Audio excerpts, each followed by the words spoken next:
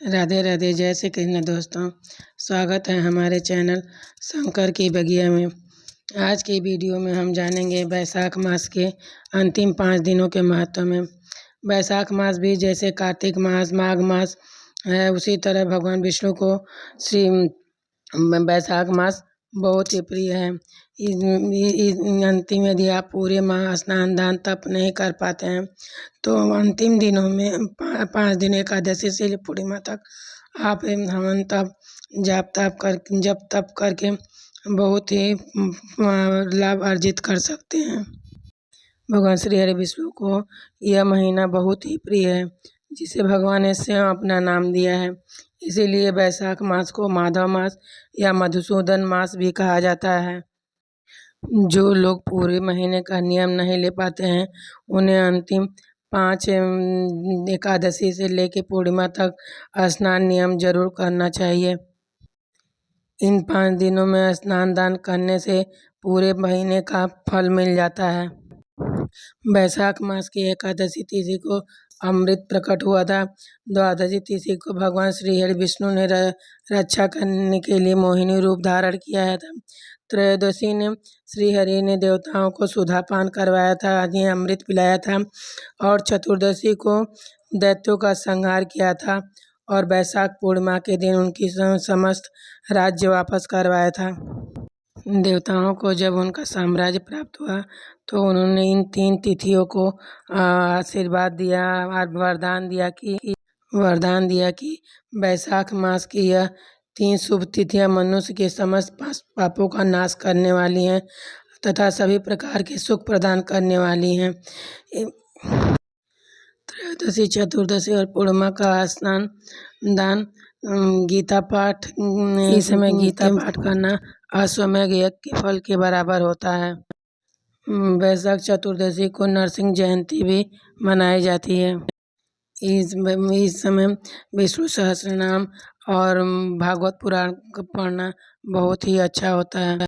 इन 5 दिनों में आप अखंड दीप प्रज्वलित कर सकती हैं। तुलसी की सूखी लकड़ियों का भी दीप जला के अखंड ज्योत प्रज्वलित करें। इन दिनों में शीतल जल का दान करना भी बहुत अच्छा होता है। तो आप घड़े में जल भर के किसी मंदिर में दान दीजिए। बाहर चिड़िया पक्षी के लिए, गाय के लिए भी पानी रख सकते हैं। इन दिनों पानी का दान करना बहुत ही अच्छा होता है, तो ये आप ज़रूर करें। आप तुलसी की परिक्रमा सकते हैं, तुलसी को दीप प्रज्वलित करें। पीपल की परिक्रमा लगा सकते हैं, पीपल में दीप प्रज्वलित करें, पीपल पे जल चढ़ाएं। रविवार को पीपल को जल नहीं चढ़ाना चाहिए। रविवार को पीपल पे दरिद्रता का वास होता है, तो रविवार को पीपल पे जल ना चढ़ाएं। अपने मुख्य द्वार पर दीपक अवश्य प्रज्वलित करें, इससे माता लक्ष्मी की कृपा बढ़ती है। विष्णु सहस्त्रनाम का जाप करें। यदि जाप नहीं कर सकते हैं तो आप इसका श्रवण भी कर सकते हैं। इन 5 दिनों में आप किसी ब्राह्मण को भोजन अवश्य कराएं। यदि आप नहीं करा सकते हैं तो किसी सूखा अनाज लेके किसी मंदिर में ही दान दें। जल का दान जरूर करना है। जल दान की बहुत बड़ी महिमा है।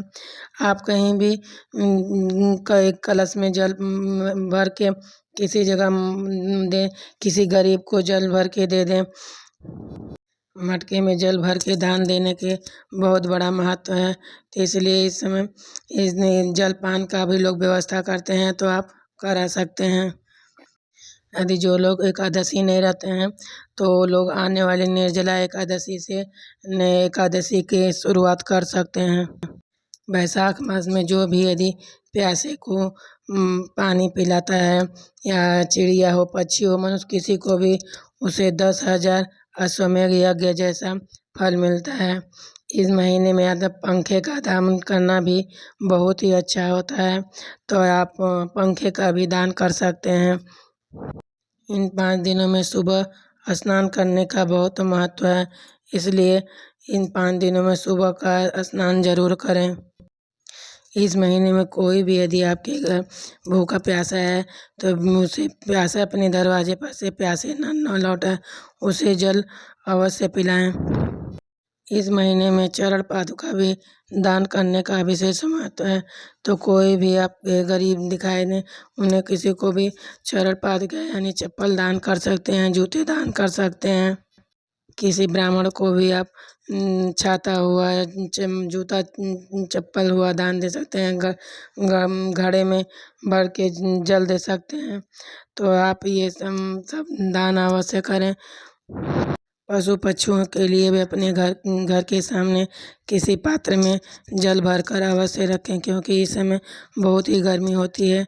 तो उनके लिए भी पानी की व्यवस्था ज़रूर अपने घर के छत पे भी चिड़ियों के लिए रखें और पशु पक्षियों के लिए अपने घर के सामने रखें। राधे राधे, जय श्री कृष्ण दोस्तों।